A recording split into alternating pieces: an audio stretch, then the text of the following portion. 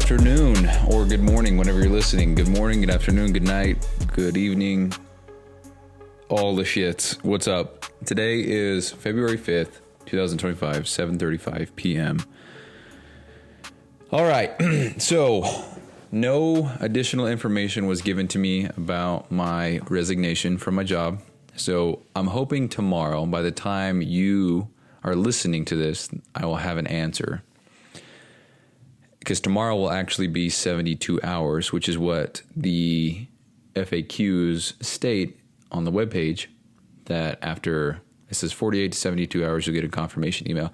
But when I hear confirmation email, I hear an email that says, hey, we got your email. And I already got that. I got that less than 8 hours after I sent my email, my first email. So as far as getting another one that states what's happening next, I don't know. But I'm, just rolling with what I'm reading. It should be tomorrow. If not tomorrow, then Friday. And if not Friday, then I want to say Monday, but nothing happens over the weekend. So, and then the pessimistic part of me thinks, well, shit, dude, this is the government. So why do I expect that it'll be done anytime soon at all? It could be March before I see anything. And don't want to put that out in there in the ether or believe that it's going to take until March by any means, because I don't think it will. I think they're really pushing for this, but I'm just so eager about all of this that I've actually... So I was talking with my cousin at work today about this.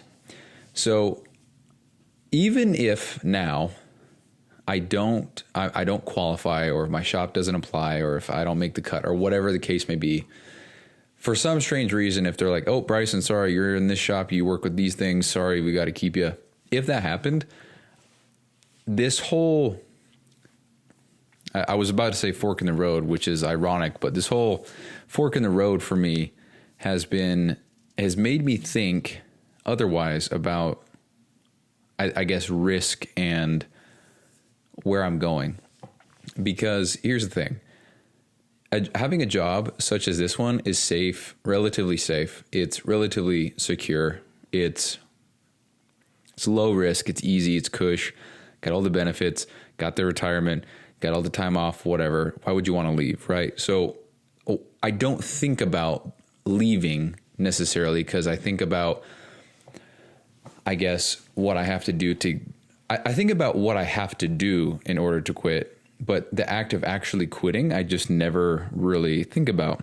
Now, this whole fork in the road thing, the actual fork in the road, has gotten me thinking about all of this much differently.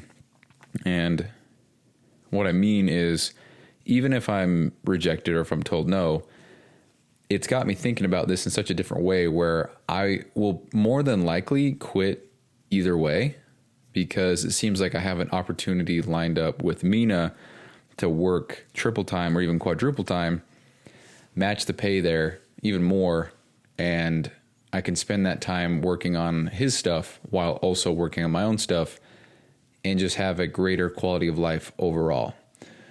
So right now I'm required to work 10 to 12 hours per week for Mina, and half the stuff that I do for him, it is applicable to my own thing as well. So if I just dedicate an additional hour to everything that I do for Mina, obviously it doesn't count for what I do for him. But for example, if he wants me to write, and I'm just going to pull this out of my ass, if he wants me to write 10 meal plans, then when I write those 10 meal plans, those 10 meal plans also I can use.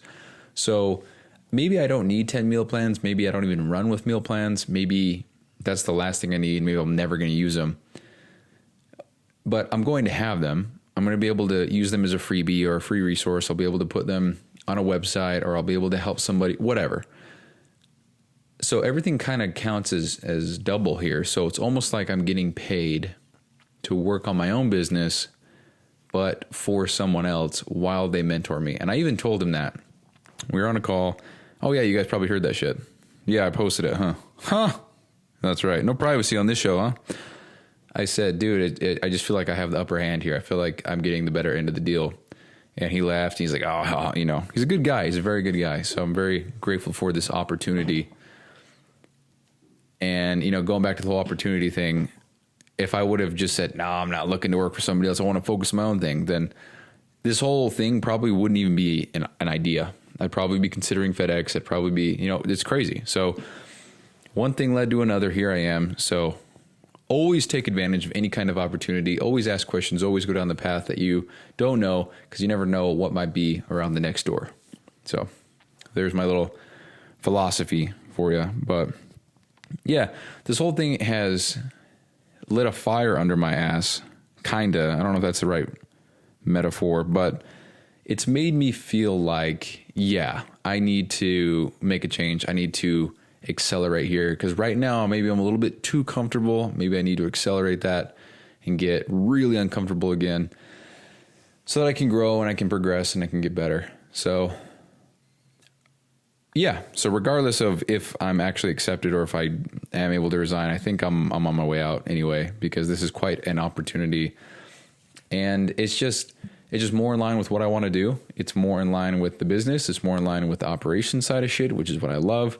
I got people who acknowledge and see me for the work that I put in, rather than giving me thumbs up and laughing and calling me a dork. And so that'll be cool. That's cool. So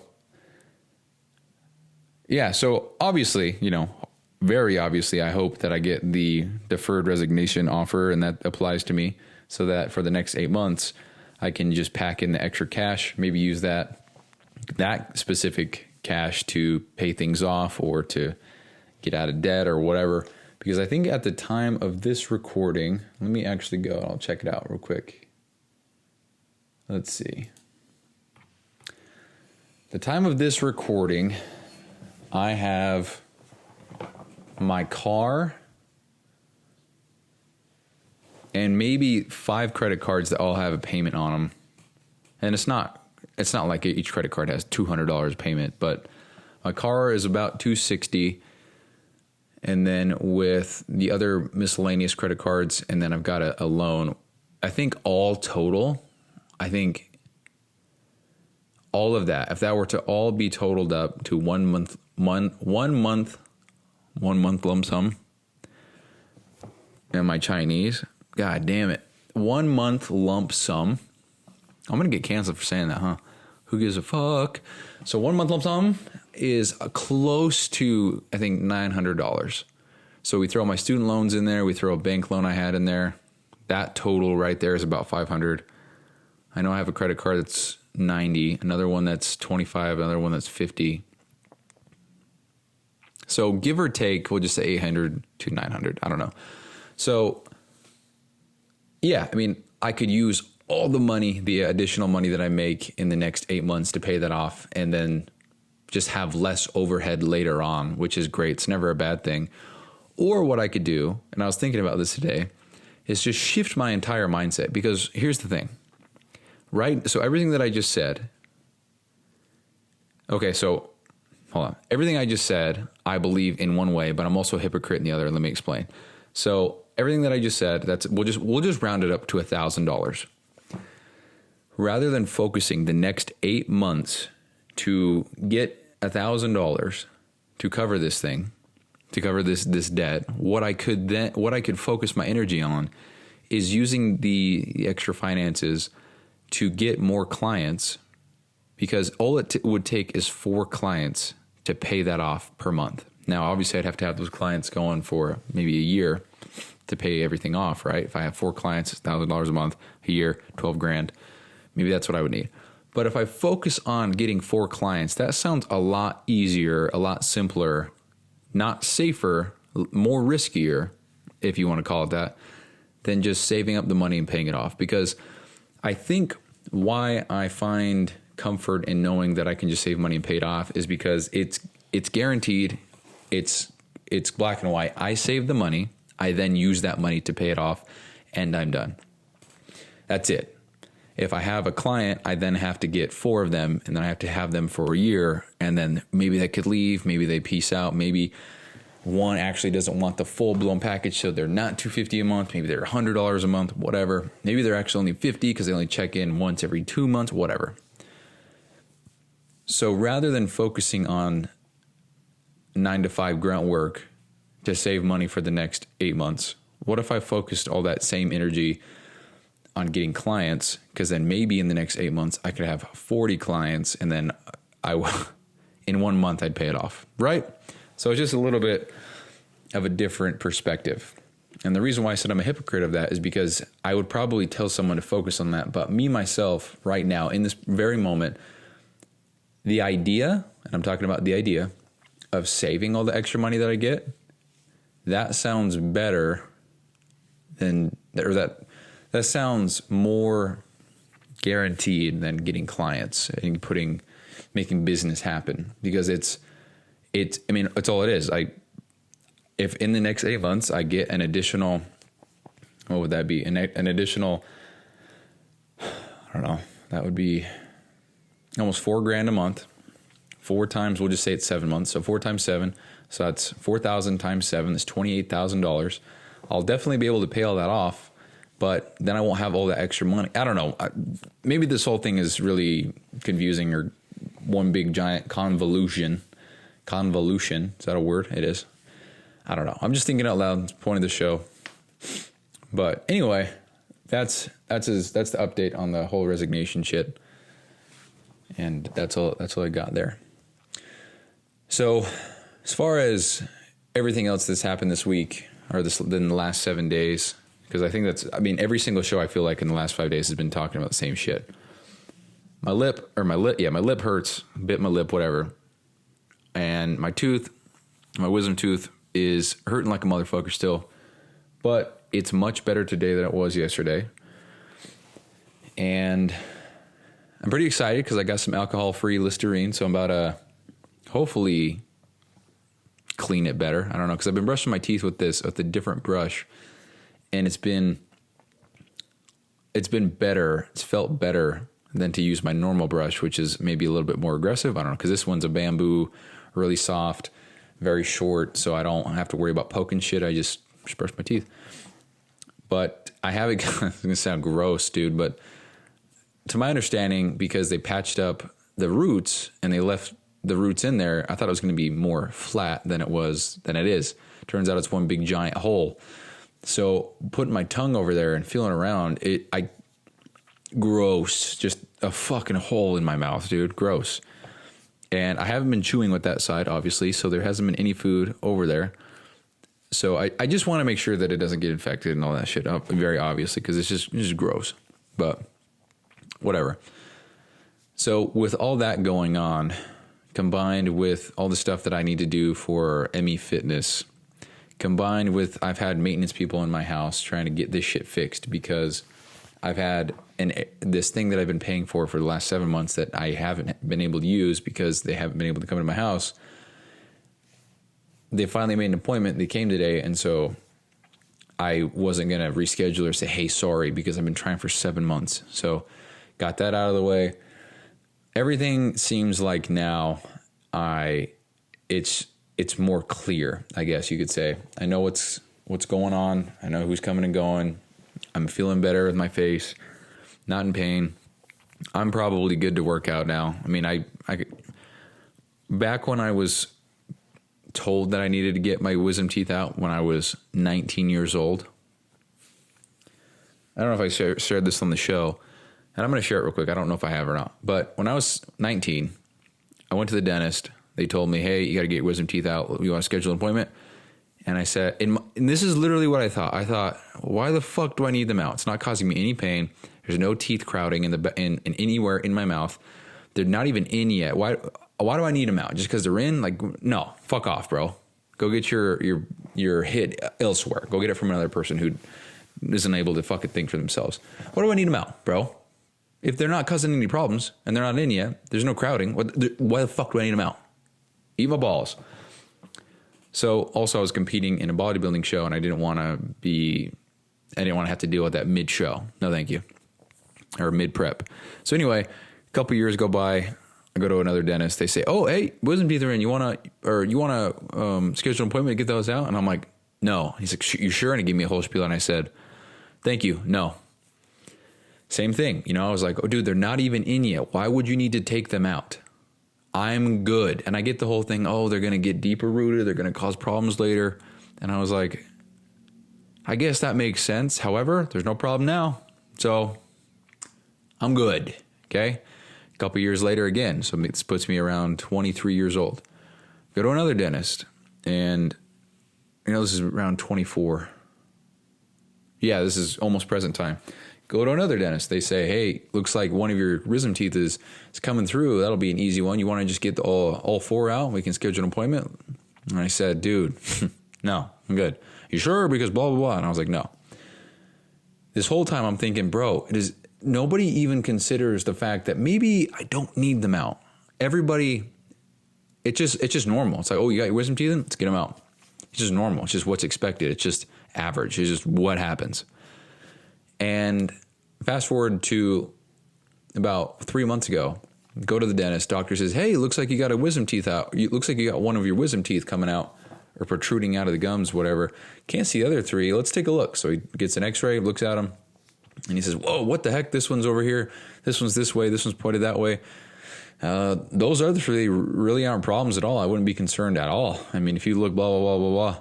So let's just get that one out, huh? What do you think? And I'm like, the fact that you took time to explain that to me and you actually looked and made an observation, you called it out for what it was. You said, you know what? These other three, not going to be a problem. Don't foresee it being a problem anytime soon whatsoever. Don't worry about it. I just leave them there. Let's get this one out though, because it's causing problems. Here you can see that it's causing problems, blah, blah, blah. That was enough. That sold me. I was like, oh, dude, yeah. I mean, I wasn't like, yes, I can't wait to have surgery and be in pain. That's not what I was thinking. But I was like, oh, yeah, fuck yeah. First dentist ever that I've ever met that was like, hey, man, you got 4 teeth that I could probably make $5 million off of, but let's just do one. And that for me was awesome. And so it was no, I have told this story on the show before because I remember I was like, I was right the whole time. And that's a very good feeling. This whole time I thought, dude, what? You don't need 4. I don't need 4 out. Maybe this one because it's protruding and it's, whatever. Maybe just this one. Turns out I was fucking right. It makes me think that every dentist is just following, status quo. Oh, he's of age. He's got 4 wisdom teeth. Let's take him out. I'll get a big kickback from that shit. And I don't know if that's how it works. I'm sure a lot of dentists don't think that way. But yeah, not a fan of that shit. So anyway, got that tooth taken out, and here we are. Almost been a week. Tomorrow it'll be my week anniversary of having bones removed from my body. I keep saying that before, but let's make sure. Teeth are bones, right? Huh. Dude, this whole time, I thought teeth were bones. Although they are both strong and white, teeth are bones. Teeth and bones have different anatomical structures and healing capabilities. Cool. So I've been wrong my whole life. There we go. So we live and learn. Interesting. Teeth aren't actually bone. Huh. Well, the more you know. Teeth aren't bones. Well, anyway, I don't give a fuck. I got it. Brings me to my almost 1 week anniversary of having a bone removed from my face. So that's great. Now, definitely still sore. I'd like to get back to normal as soon as possible. That was a long side tangent, but what I was trying to get at was when I was told I needed to get these out, I looked up how long after wisdom tooth surgery can you go back to the gym, because that's all I gave a fuck about back then. And turns out you can go about a day or 2 after, just as long as you don't elevate your heart rate as much, so you don't ruin the ability for it to make a blood clot or something like that, or for anything to heal properly. I can't remember exact reason, but yeah, I looked into that. But now it's seeing as it's almost been a week and I haven't hit the gym in a week, I feel like dog shit because of it, first of all.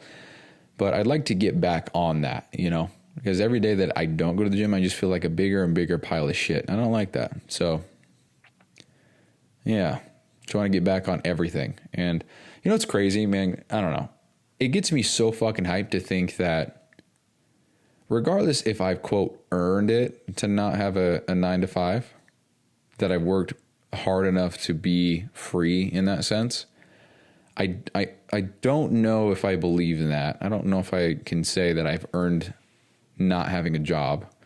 But what I can say is I've definitely I am definitely very, very, very, very, very, very, very, very, very much looking forward to being able to wake up when I want to wake up and go to the gym whenever I want to go to the gym, and meal prep on whatever day that I want to meal prep, and do laundry on whatever day that I want to do laundry, rather than having to schedule it in the very tight hours that I have. That gets me fired up, because I could do 75 hard, 3 rounds of that in the same go. So I could be doing 6 workouts a day. I could be doing, I mean, I'm exaggerating here, but I just want to paint a picture. I could be doing 6 workouts a day, 3 gallons of water, 3 progress photos, 30 pages of, I could be doing all this shit and still have so much time left for other things. And I absolutely could. And the thought of that alone is so liberating. And that makes it feel like all the work that I've put in the last year is undeniably worth it. There's nothing close. There's nothing that I could say that'd be like, no, I take this back. It's not worth it. There's nothing that I could say that has made this feel like it's not worth it. And this is me speaking from the perspective of, if I don't even get the resignation acceptance, if I don't get paid or whatever, because it's my belief that me and Mina could work something out to where he's paying, I don't know, $1,200 a week rather than the $300 now. And I'll just have to triple the work. So rather than 10 hours a week, it now goes to 40. And that's just 30 extra hours into my week. And I'm getting 50 back. And even though I'm getting 50 back, the way that I see it is I'm getting from 5 a.m., or I guess I'm getting from 4:40 a.m. to 2:40 p.m. every single weekday back. So rather than my free time being from 4 p.m. to 7:30 p.m., it now goes from 4:40 a.m. to, or I guess it goes from, 4 a.m. to 8 p.m. So rather than 4 p.m. to 7 p.m., it's 4 a.m. to 7 p.m. So when I think about it like that, I know it's 50 hours no matter how you look at it, but when I think about it from a weekday perspective, I don't even know what the fuck I would do with all that time. And I've talked about it so much on the show. I'm probably not ready to have all that extra time. But if I have shit that I know I need to get done and people expecting things of me, maybe that's different. Because, for example, if I'm working for Mina and I'm working 40 hours, which is just 30 more hours than I currently am now, in theory, I could do 30 hours in 2 days. I could. And then the rest of the week I could just work on my own shit. Now, obviously, I'm not going to do that. I don't want to, overwhelm myself in that regard. I'd probably just do 5 to 6 hours every day. I don't know. I'm not really too concerned about that. But again, all that stuff would be also for me. And that's a win-win. Not to mention having that freedom to go to the gym as I please, wake up as I please, go to sleep as I please, as long as I get the work done. Kind of like a FedEx shop. Like, here's your stops for the day. Get them done. If you want to go to the gym in the middle, want to go get a haircut, want to go pay your bills, all good. Just get the stops done. I don't give a shit. It's kind of like how I see this. So anyway, I say all that to say I'm pumped with this new block of freedom coming around the corner for me. I'm very excited about that. And I think it'll be great for so many different reasons. But especially if I have this 8 months paid vacation shit. I say that and it makes me feel like I'm a lazy cocksucker, dude. But, having 8 months, I'm never going to get that opportunity ever again, ever in my entire life, to have 8 months paid vacation from a company and they tell me to not work. You could say that it's maybe for my own business in the future, but if it's my own business in the future, I'm probably never going to take 8 months off. The fuck? So, that would be a huge game changer. So the whole schedule thing, game changer for me. But also to get 7 months worth of pay as well, that's fucking incredible. That would be cool. That would be really, really cool. Now, the first thing that I thought of was, I could save up and buy a house. And now, honestly, I don't want to own a house right now. I don't want any kind of extra responsibility right now than I already have. I don't have to worry about clipping the lawn. I don't have to worry about doing carpets and electric shit and hiring a plumber I don't want to worry about any of that shit whatsoever. I don't want a yard. I don't give a fuck about that stuff. That's never crosses my mind. What I want is to get my shit going, to have a safe place in a safe neighborhood, to kind of come home, do my thing, peace out. Whenever the time comes to buy a home, I mean, I'm sure that when that time comes, I will be fine. Now, I don't want a super nice exotic car right now. I'd love one, but I don't know what the fuck I do. I don't go anywhere. I come home. If I don't have a 9 to 5, I'm going to the gym and I'm coming back. And where I live now, I don't have to drive there. I can walk there. So I don't think I need a car. I mean, I need a car to go see family. I know I'm not contemplating selling my car, but I just wouldn't need a car. I'd probably drive at 50, 40 miles a week, maybe. I don't know. Just weird, just thinking out loud. But anyway, yeah, I don't know, man. I'm just excited for what the future holds. I'm just very much looking forward to what's in store. So we just got to keep chugging, 27 years old, making small moves. But also, I would just like to point out and document that today I had a coworker ask me. It was kind of he was inquisitive of what my plans were. He's like, "Oh, I heard you're leaving, man." I'm like, "Yeah." He says, "Oh, you're just gonna work on your little fitness business in the meantime?" That's what he said. And I was like, "Yep." Yeah, but I just want to document that little fitness business.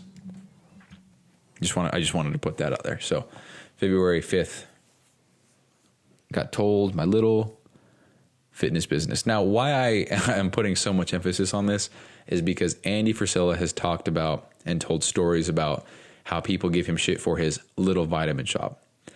And it's honestly, when I hear shit like this, it kind of pumps me up in one regard and, kind of shitty to hear in another. But I talked about this on an episode before, but I called it my objective measuring stick, my OMS, which was for him to say my little fitness business. Right now, there's nothing not factual about that. It is a little fitness business. You could argue that it's not even a business because I don't have any clients that are paying me money. That one guy that I signed up,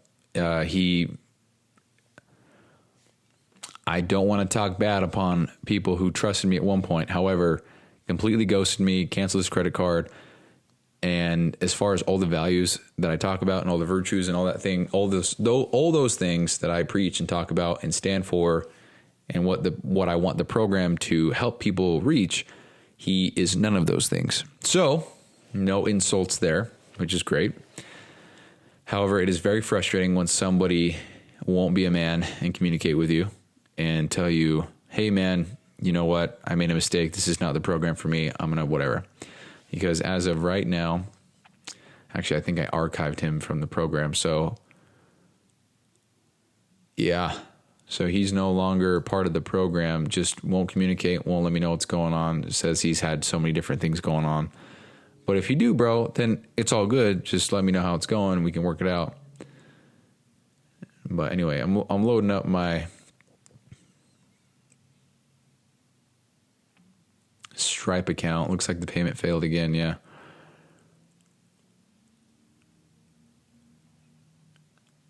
Yeah. So nothing. Just failed. So we probably canceled his card. I mean, it is what it is. But just the no communication part, just ghosting me, thinking like that's okay. That's the biggest pet peeve. But it's an opportunity to live, learn, progress. It's all good. But that right there is literally the entire mentality, the entire culture, belief, attitude, whatever that I want to fix, dude. This motherfucker was so fired up, paid me money, said, "Hell yeah, I'm ready to do this." And then just proceeds to ghost me, not do anything after he said that the program was better than he expected. Everything's great. It is what it is. That's just the very attitude or belief, culture, whatever you want to call it, that I want to exterminate from the earth, because don't need any more of those kinds of people than already exist. But anyway, we'll get there. Right now, I just got to get my own shit. Matter of fact, hold on. I was reading. Hold on, guys. Let's see here. Yeah. So, a few episodes ago, I was talking about all these Stoicism books by Ryan Holiday. Started reading Obstacle is the Way. And I believe it's in here where I read it. And it was just clarity for me. And I think, let's see if I can find it. I highlighted it, so we'll see. One thing that I thought was very interesting was there's this part in the book that says there's no good or bad without us. There's only perception. There is the event itself and the story we tell ourselves about what it means. Which, Mrs. or Mr. Listener, I will just let you ponder about what that could mean, because that made me think deep. There's no good or bad without us. There's only perception. There is the event itself and the story we tell ourselves about what it means. So let me see if I can find what I was talking about. Okay, let's see. Give me one sec. Oh, here's another one. You must realize that nothing makes us feel this way. We choose to give in to such feelings. You will discover time and time again that what matters most is not what these obstacles are, but how we see them, how we react to them, and whether we keep our composure. See, this is not what I wanted to share. Oh, there's just so much gold in this book, but Rockefeller, John D., said, "Oh, how blessed young men are who have to struggle for a foundation and beginning in life." And I just think that's a beautiful thing, because a lot of people just give their kids everything rather than making them work for it. And he's pretty much just saying, hey, make your kids work for shit. Where is it? I don't even know what I'm looking for, I'll be honest. What the fuck am I looking for? Was it in this book? Oh, you know what? It was in the... Well, you guys are going to stay with me. Hold on, let's find it. It was in the one thing. Okay, let's see if we can find it. I'm not going to stop until we do. Okay. Where is it? Right here. Yeah, ooh, found it. So this is what gave me a lot of clarity of mind, and it just made sense to me for very obvious reasons, but to hear it and read it, to see it, it was just different. So The One Thing by Gary Keller and Jay Papasan. It says, let's see.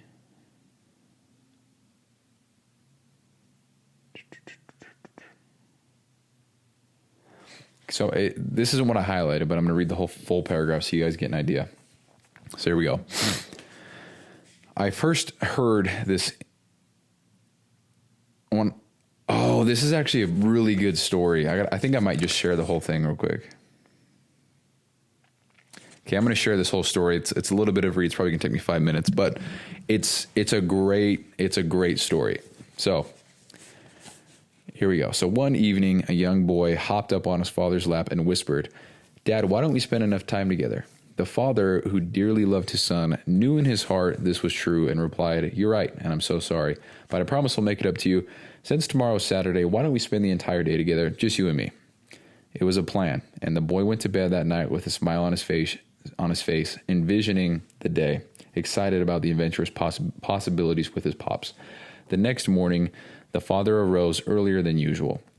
He wanted to make sure he could still enjoy his ritual cup of coffee with the morning paper before his son awoke, wound up and ready to go. Lost in thought, reading the business section, he was caught by surprise when suddenly his son pulled the newspaper down and enthusiastically shouted, "Dad, I'm up, let's play." The father, although thrilled to see his son and eager to start the day together, found himself guiltily craving just a little more time to finish his morning routine.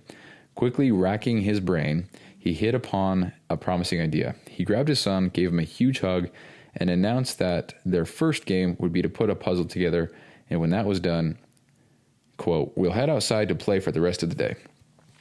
Earlier in his reading, he had seen a full-page ad with a picture of the world. He quickly found it, tore it up into little pieces, and spread them out on the table. He found some tape for his son and said, "I want to see how fast you can put this puzzle together." The boy enthusiastically dove right in while his father, confident that he had now bought some extra time, buried himself back in his paper. Within minutes, the boy once again yanked down his father's newspaper and proudly announced, "Dad, I'm done." The father was astonished, for what lay in front of him, whole, intact, and complete, was a picture of the world back together as it was in the ad, and not one piece out of place. In a voice mixed with parental pride and wonder, the father asked, "How on earth did you do that so fast?" The boy beamed. "It was easy, Dad. I couldn't do it at first, and I started to give up. It was so hard. But then I dropped a piece on the floor, and because it's a glass-top table, when I looked up, I saw that there was a picture of a man on the other side. That gave me an idea. When I put the man together, the world just fell into place." I first heard this innocent narrative when I was a teenager, and I've never been able to shake it. It became a tale I continually retell in my head, and ultimately a central theme in my life. What struck me isn't the apparent issue with life balance the father had, though I certainly got that. What grabbed me and stuck with me was the inspired solution of the son. He cracked a deeper code, a simple and more straightforward approach to life, a starting point for any challenge we must face personally or professionally. The one thing we must all understand if we are to achieve extraordinary results at our highest possible level. The one thing we must all understand if we are to achieve extraordinary results at our highest level possible, undoubtedly, unquestionably, success is an inside job. Now, this is the part that I was like, whoa. Put yourself together and your world falls into place. When you bring purpose to your life, know your priorities, and achieve high productivity on the priority that matters most every day, your life makes sense and the extraordinary becomes possible. All success in life starts within you. You know what to do. You know how to do it. Your next step is simple. You are the first domino. But so I'm done. I'm talking now. But it was that part in the book or just the paragraph where it said, put yourself together and your world falls into place. And the reason why I shared that entire story to get to that line was, maybe it's some tale, it's all fake, but the kid was putting together a puzzle of the world. And on the backside, it was a man. So by putting yourself together, the world falls into place. And so, in theme of this show, no idea what the fuck I was talking about to even want to bring that up. But what I took from that was I have to make sure that all my shit is taken care of and that everything that I have going on is in place so that everything else that I'm worried about or focused on will fall into place. In the grand scheme of things, because this book is talking about the one thing, which is what is the one thing I can do such that by doing it, everything else will be easier or unnecessary. That's the one That's the one question. Maybe the one thing for me right now is to just get back to being me, get back to my bullshit, get back to being on track with everything, get back to being Bryson. Maybe that's the one thing I need to do, because not hitting the gym 20 times a week, not eating the foods I know I need to be eating, not taking the supplements, not reading up on, I haven't been doing that, right? So if I were to just do that, it would just bring so much more confidence to the fitness coaching aspect and everything that I'm doing there, because I'd be practicing what I'm preaching and I wouldn't feel like a fraud or an imposter. I'd feel better about how I look. That would come across on camera. I'd probably attract more people because I would be looking like someone that they might want to look like. I don't feel like I look that way now. So maybe that's my one thing. So what's interesting, and this is the power of reading. What's interesting about that whole thing that I just shared, where is it? Is pretty much, so that was damn near the last paragraph of the entire book. The last paragraph of the entire book. The book is 225 pages long. So that's pretty much, that actually is the end of the book. The next, quote, chapter is more about how to put this thing into work. Just a lot of examples. I wouldn't say it's any kind of serious substance. But you read an entire book. to get to the last paragraph. And that was the last paragraph. And that whole entire book was great, but that last paragraph made it worth it. And it's funny because I just took the bookmark out of my fucking book. You wouldn't get to the most impactful part of the book if you didn't read the whole thing. Now, obviously, you can skim around, but I think that defeats the purpose of what I'm talking about. But yeah, I just thought that was fucking awesome, and I wanted to share that. So put the man together, and the world falls into place. So if you're listening, get your shit together, and everything else will fall into place. Eat right, exercise well. What? Eat well, exercise right. What am I? Eat well, also exercise. Take your shit serious. Put the good stuff into your body, into your mind, and the whole world will fall into place. Now, this is all theory and philosophy, but it's fucking true, dude. When I was doing 75 hard, had all my shit in order, was eating all the foods I needed, I was hitting the gym, doing shit that was tough, forced myself to learn, grow, adapt, and as a result, here I am today. And now here I am today. I'm not doing those things that got me here, so how can I expect to go from here to there? All right. Well, that's the show. That's all I got. Show went on much longer than expected, but it is what it is. All right, that's it. Go check out the Allegiant Excellence podcast. Haven't uploaded in a couple days, but appreciate it if you showed some love over there. And yeah, see you guys tomorrow. Peace out.